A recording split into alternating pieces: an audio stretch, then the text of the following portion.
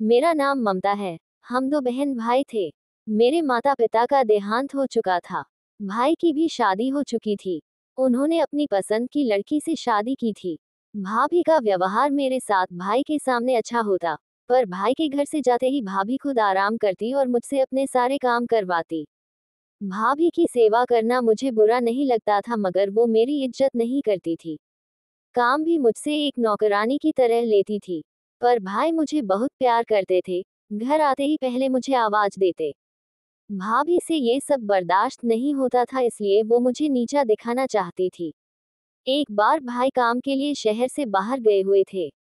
जब एक दिन भाभी ने अपनी कुछ दोस्तों को घर पर दावत पर बुला लिया। भाभी ने मुझसे सब काम करवाए। मैं बिना कुछ बोले सब काम करती रही। भाभी अपने दोस्तों के साथ मगन थी। मैं उस समय अपने कमरे में जाने लगी तो अचानक भाभी की एक दोस्त भाभी से पूछने लगी कि ये लड़की कौन है। भाभी ने मुस्कुराते हुए कहा, ये हमारे घर पर काम करने वाली है।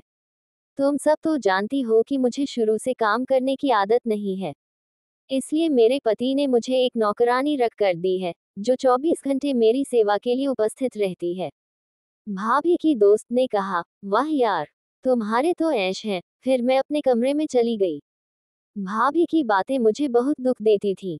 वो अपनी दोस्तों के सामने अपनी रेपुटेशन बनाने के लिए मुझे नौकरानी कह रही थी। इस घर में मेरी हैसियत एक नौकरानी से ज्यादा नहीं थी। मुझे अपने भाई से बहुत ज्यादा प्यार था और भाई की वजह से भाभी की भी मैं इज्जत करती थी। पर अब वो मेरी नजरों से गिरती जा रही थी। शाम को भाई घर आए तो भाभी सर पर पट्टी बांधे लेटी हुई थी। भाई ने पूछा तो भाभी ने उठकर बैठते हुए कहा कि क्या बताऊं, तुम तो सारा दिन बाहर रहते हो, घर संभालना आसान नहीं है।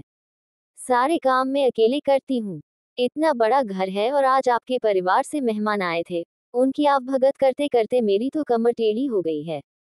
भाभी ने इतने भोलेपन से झूठ बोला था कि भाई सच समझे। भाई ने कहा कि क्या विनोद भाई आए थे अपनी फैमिली के साथ, लेकिन उन्होंने मुझे कॉल क्यों नहीं की। भाभी ने कहा कि वो ही आए थे। वो कह रहे थे कि जल्दी में निकले थे इसलिए बता नहीं सके। विनोद भैया मेरे चाचा के लड़के थे।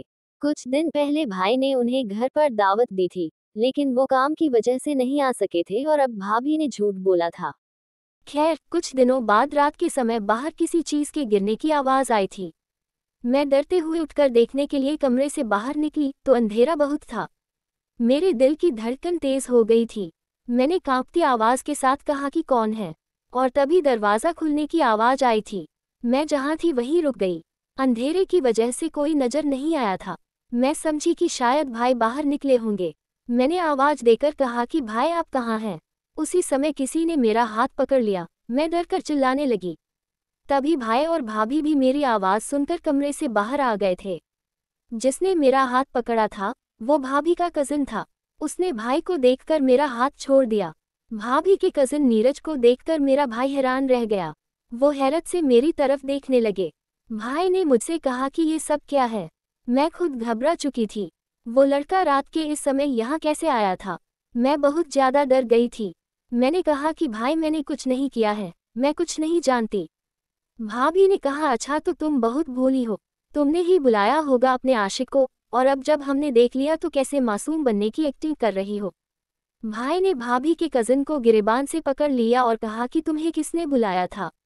तुम्हारी हिम्मत कैसे हुई मेरे घर की इज्जत पर हाथ डालने की। भाई ने उसे मारना शुरू कर दिया। वो भाग गया। फिर भाई ने लाल होती आंखों से गुस्से से मेरी तरफ देखा, मुझे थप्पड़ मारा और कहा कि ये फल दिया तुमने मेरे भरोसे का। अगर कुछ बात थी तो तुम मुझे बताती, मैं खुद तुम्हें उसके साथ इज्जत से विदा कर देता। लेकिन ये जो हरकत तुमने की है, मैं सोच भी नहीं सकता। मुझे तो तुम पर बहुत मान था कि मेरी बहन जैसी कोई हो ही नहीं सकती। इसे तो बाहर की दुनिया का पता ही नहीं है। ये तो बहुत मासूम है, लेकिन नहीं, मैं गलत सोचता रहा। मेरी नाक के नीचे तुम ये सब कुछ करती रही। मैं रोने लगी। ये सब इतना अचानक हुआ था कि मुझे कुछ समझ नहीं आया था। मैंने तो कभी ख्वाब में भी नहीं सोचा था कि कुछ ऐसा होगा। मैंने कहा कि भाई मेरा विश्वास करें, मैंने कुछ भी गलत नहीं किया। मैं ऐसा कुछ करने का सोच भी नहीं सकती। आप तो मुझे अच्छी तरह जानते हैं, आपकी बहन आपकी इज्जत की खातिर जान दे सकती है। भाभी ने आग में घी का काम किया और कहा कि आप शुक्र करें कि हमें समय पर पता चल गया है। वरना ये तो नीरज के साथ भाग चुकी होती। मैंने कहा भाभी बस कर दे, आप किस बात का बदला मुझसे ले रही है। भाई ने कहा कि बंद करो अपनी बकवास और मेरी नज़रों से दूर हो जाओ। मैंने कहा कि भाई ऐसा मत कहें, मेरा कोई दोष नहीं है, मैंने कुछ नहीं किया, मैं नहीं जानती उसे किसने बुलाया था। भाई ने कहा कि इससे पहले कि मैं कुछ कर बैठूं दफा हो जो यहाँ से। मैं रोती हुई कमरे में आ गई। भाई भाभी से कह रहे थे कि आज के बाद तुम्हारा कज़न अगर भूले से भी मुझे नजर आया तो मैं उसे जान से मार डालूंगा। भाभी ने कहा कि आप टेंशन ना लें, मैं सुबह ही जाकर उसको समझा कर आती हूँ। भाई ने कहा कि कोई ज़रूरत नहीं है उससे बात करने की, इस तरह बात और बढ़ेगी। तुम बस जल्द से जल्द ममता के लिए रिश्ता देखो, मैं इसकी शादी करके इसे इज्जत से विदा कर देना चाहता हूँ।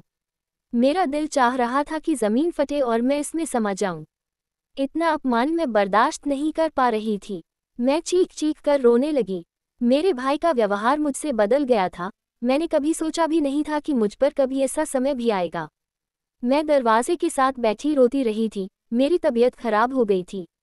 मुझे तेज बुखार था, लेकिन किसी ने मुझे देखा तक नहीं था कि मैं जिंदा हूँ या मर गई हूँ।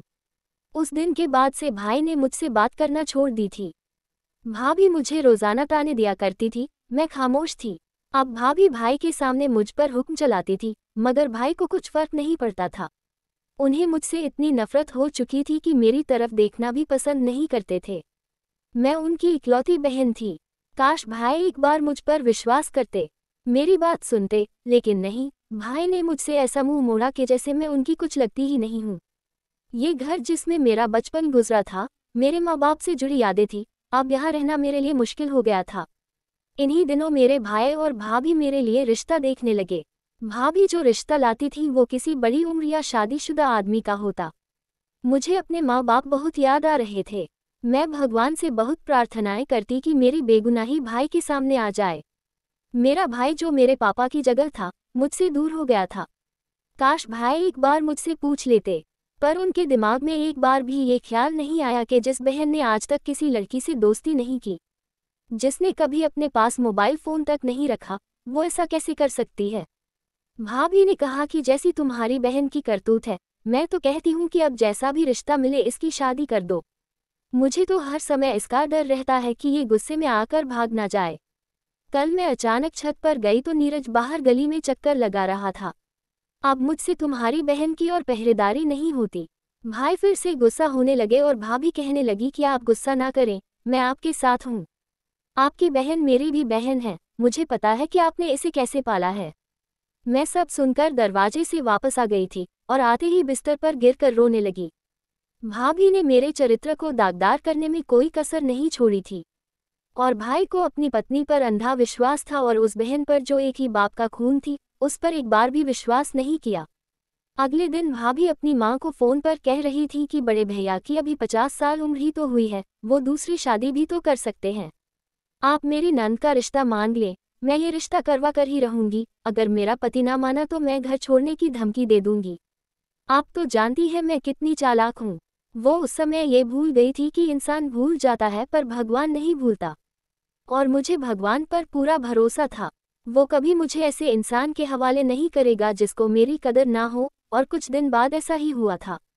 भाई ने मेरा रिश्ता अपने दोस्त के छोटे भाई से तय कर दिया था और घर आकर मिठाई भी खिलाई थी। भाभी हक्का बक्का भाई को देख रही थी। भाई ने कहा कि वो मेरे बचपन का दोस्त है। कुछ ही दिन पहले बातों ही बातों में मैंने छोटी के रिश्ते की बात की थी तो मेरे दोस्त ने कहा कि वो तो खुद अपने छोटे भाई के लिए लड़की ढूंढ रहा है, क्यों ना दोस्ती को रिश्तेदारी में बदल दिया जाए। इसलिए मैंने फौरन हाँ कर दी। भला ऐसे अच्छे लोग कहाँ मिलते हैं।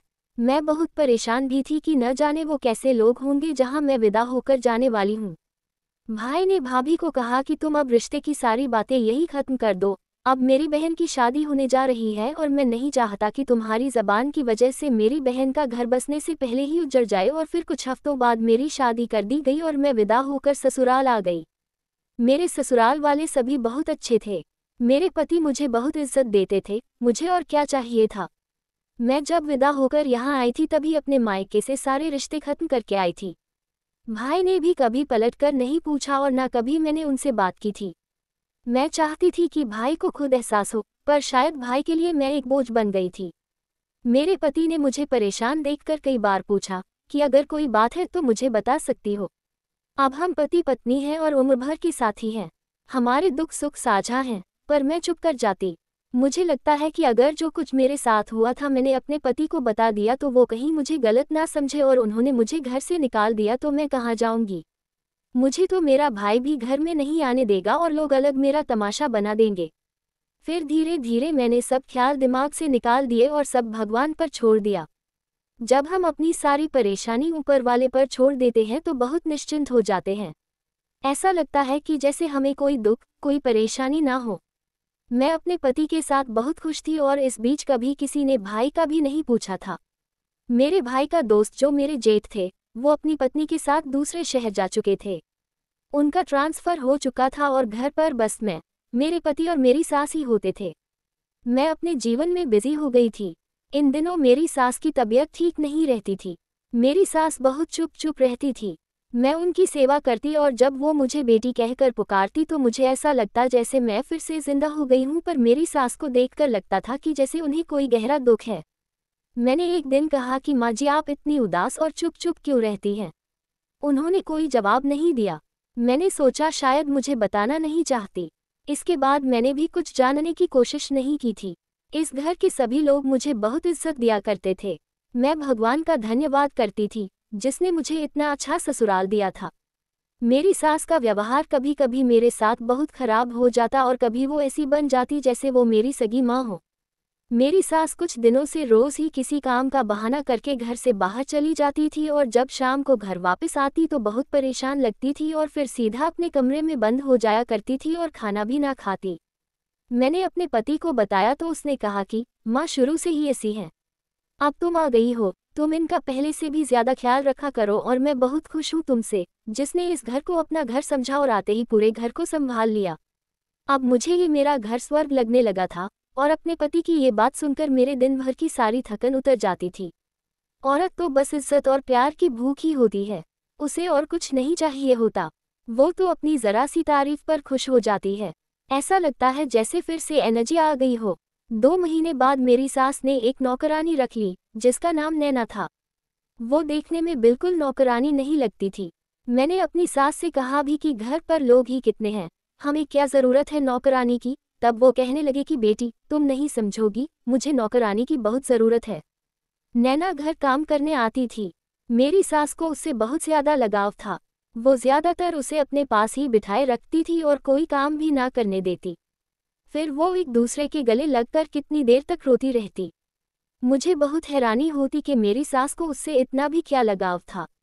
लेकिन मुझे हैरत तो उस दिन हुई जब एक दिन मेरी सास उसे अपनी चारपाई पर लिटाकर उसका सर दबा रही थी और कह रही थी कि ये राज किसी को मत बताना, वरना मैं जी नहीं सकूंगी और कई लोगों के घर बर्बाद हो जाएंगे। मुझे बहुत आश्चर्य हुआ कि नैना के पास मेरी सास का कौन सा राज है जिसकी वजह से वो इतनी परेशान रहती हैं। मुझे उन पर बहुत दया आती थी। फिर मैंने उस राज को जानने की कोशिश की। मैंने नैना के सामने बहुत सारा पैसा रखा और उससे अपनी सास का राज पूछा। फिर अंदर कमरे में ले जाकर जो बात उसने मुझे बताई, उसे सुनकर मेरी हैरत की सीमा ना रही। मैं नैना को बड़े गौर से देख रही थी और मुझे यकीन नहीं आ रहा था। तभी मेरी सास कमरे के अंदर आई थी। वो सब कुछ सुन चुकी थी। उन्होंने मेरी तरफ देखा, उनकी आंखें भीगी हुई थी। मैंने कहा कि माँ जी क्या ये सच है? मेरी सास ने रोते हुए मेरे सामने हाथ जोड़ लिए और कहा कि हाँ यही सच है। मैंने कहा लेकिन क्यों? ऐसा क्या हुआ था जिसकी वजह से आपको ये सब करना पड़ा? मेरी सास ने कहा कि कुछ बातें और रिश्ते ऐसे होते हैं जिनका दूसरे के सामने ना आना ही हमारे लिए अच्छा होता है। मैंने कहा कि माँ जी अब आप मुझ पर विश्वास कर सकती हैं। मुझे सच्चाई बताए, मैं आपको इस परेशानी से ज़रूर निकालूंगी। तब मेरी सास ने बताया कि जब मैं जवान थी तो मुझे कुमार नाम के लड़के से प्यार हो गया था। वो भी मुझे बहुत पसंद करता था। हम प्यार में बहुत आगे निकल गए थे। हम शादी करना चाहते थे। कुमार ने मुझसे वादा किया कि वो अपने घर वालों को लेकर जल्दी ही मेरे घर आएगा। इस बात का मेरे घर में किसी को पता नहीं था। मैंने अपनी माँ को सब कुछ बताया, वो मान भी गई थी। उन्होंने कहा कि कुमार से कहो कि अपने घर वालों को लेकर आए, लेकिन जब मैंने कुमार से शादी की बात करने की कोशिश की तो उसने मुझसे बात करना ही बंद कर दी। मैं बहुत परेशान थी। दूसरी तरफ मेरी माँ मुझ पर दबाव डाल रही थी कि जिसे तुम पसंद करती हो उससे कहो कि जल्दी से आकर मुझसे मिले, वरना हम तुम्हारी शादी अपनी मर्जी से कर देंगे। उनसे अब और इंतजार नहीं हो रहा था। कुछ दिनों बाद कुमार से मेरी भेंट हुई तो उसने कहा कि मैं मजबूर हूँ, मैं तुमसे शादी नहीं कर सकता, हो सके तो मुझे माफ कर देना। इतना कहकर वो चला गया। मुझ पर तो जैसे पहाड़ टूट पड़ा था। मैंने सोचा भी नहीं था कि वो मेरे साथ ऐसा करेगा। मैंने तो उसको अपना सब कुछ समझा था। हम प्यार में बहुत आगे निकल चुके थे और सही गलत का फर्क भी भूल चुके थे। मेरी माँ ने मेरा रिश्ता अपनी मर्जी से तय कर दिया और उन्हीं दिनों मुझे पता चला कि मैं पेट से हूँ। मेरे पेट में मेरे प्यार की नाजायज निशानी थी। मैं बहुत रोई थी। मैंने कुमार से कहा कि मुझसे शादी कर ले, इस बच्चे का क्या होगा, इस मासूम का क्या कसूर है, पर उसने मुझे धक्के देकर अपने घर से निकाल दिया। जब ये बात मेरी माँ को पता चली तो उन्होंने मुझे बहुत मारा और कहा कि अगर तेरे भाई और तेरे बाप को पता चल गया तो वो तुझे जिंदा नहीं छोड़ेंगे। इससे पहले इनको पता चले इस बच्चे को खत्म करना होगा। मुझमें इतनी हिम्मत नहीं थी। मैं कैसे एक बेकसूर और मासूम बच्चे की जान ले सकती थी, जिसका कोई कसूर भी नहीं था। मेरी माँ मुझे कहती थी कि इसको पैदा करने से अच्छा है तुम इसको खत्म कर दो, क्योंकि अगर ये पैदा हो गया तो लोगों को जब इसकी सच्चाई पता चलेगी तो तुम्हें कोई भी जीने नहीं देगा। और अगर बेटी पैदा हुई तो सोचो उसका क्या होगा। मैं बहुत डर जाती थी, पर मैं अपने होने वाले बच्चे को नहीं मार सकती थी। और फिर मेरी माँ मुझे लेकर इस शहर आ गई। बहाना बनाकर मेरी शादी लेट कर दी। पिताजी ने बहुत कहा, पर माँ ने कहा कि मेरी मौसी की तबीयत ठीक नहीं है, अभी मैं कुछ महीने अपनी मौसी के घर पर रहूंगी। और फिर मेरी बेटी पैदा हुई जिसको मैं अपने सीने से लगाए रोती रहती। मेरी वो बच्ची मेरी मौसी ने रख ली थी और मैं वापस घर आ गई थी। मेरे साथ जो हुआ वो बस हम तीनों औरतों को ही पता था। हालांकि मौसी के आगे पीछे कोई नहीं था, इसलिए ज्यादा परेशानी नहीं हुई। जिसने भी पूछा तो मौसी ने कहा कि मैंने बच्ची गोद ले ली है, मेरे बुढ़ापे का सहारा बनेगी। और फिर मेरी शादी इसी शहर में हो गई। मैं कभी कभार अपनी बेटी से मिलने जाती थी। मुझे अपनी बेटी पर बहुत दया आती थी। उसके साथ बहुत गलत हुआ था और अब कुछ महीने पहले मेरी मौसी की मौत हो गई और मरने से पहले उन्होंने मेरी बेटी को सच्चाई बता दी। मुझे कोई रास्ता नजर नहीं आ रहा था। मैं कैसे अपनी जवान बेटी को अपने घर में रखूंगी, इसलिए मैं इसे नौकरानी बनाकर यहाँ ले आई। अब तुम भी तो एक बेटी हो, एक माँ का मान रखना। जो गलती मैंने जवानी में की थी उसकी सज़ा बहुत बड़ी है। मैं तुम्हारे आगे हाथ जोड़ती हूँ, तुम इस राज को कभी किसी को मत बताना, वरना मैं जी नहीं पाऊंगी। मैंने अपनी सास की सारी बातें सुनी और उनसे कहा कि माँ जी, आप मेरी माँ हैं। आप यूँ समझे कि आपने मुझे कुछ भी नहीं बताया और ना मैंने कुछ सुना है। आज से ये नौकरानी यानी आपकी बेटी इसी घर में रहेंगी और आप सबको कह दे कि ये आपकी मौसी की गोद ली हुई बेटी है। मौसी के मरने के बाद अब ये हमारे घर में ही रहेगी। और दूसरा ये कि जब से नैना आई थी घर वालों को कुछ पता नहीं था। मेरी बात सुनकर मेरी सास ने कहा कि ये बात तो मेरे दिमाग में आई ही नहीं थी। मेरी सास मुझे ढेरों आशीर्वाद देती हुई चली गई। एक माँ का दुख बहुत बड़ा होता है और जो कुछ उन्होंने किया था उसकी सज़ा वो काट चुकी थी। भगवान तो हर गलती माफ़ कर देता है, पर ये दुनिया बहुत जालिम है जो ना भूलती है और ना भूलने देती है। तो दोस्तों, इस कहानी को लेकर आपकी क्या राय है कमेंट बॉक्स में ज़रूर बताएं। और अगर आपको हमारी आज की कहानी अच्छी लगी हो तो प्लीज़ लाइक ज़रूर करें। अगर आपने अभी तक हमारे चैनल को सब्सक्राइब नहीं किया तो ज़रूर कर लीजिए। तो मिलते हैं ऐसी ही एक और मोटिवेशनल कहानी के साथ। Thanks for watching.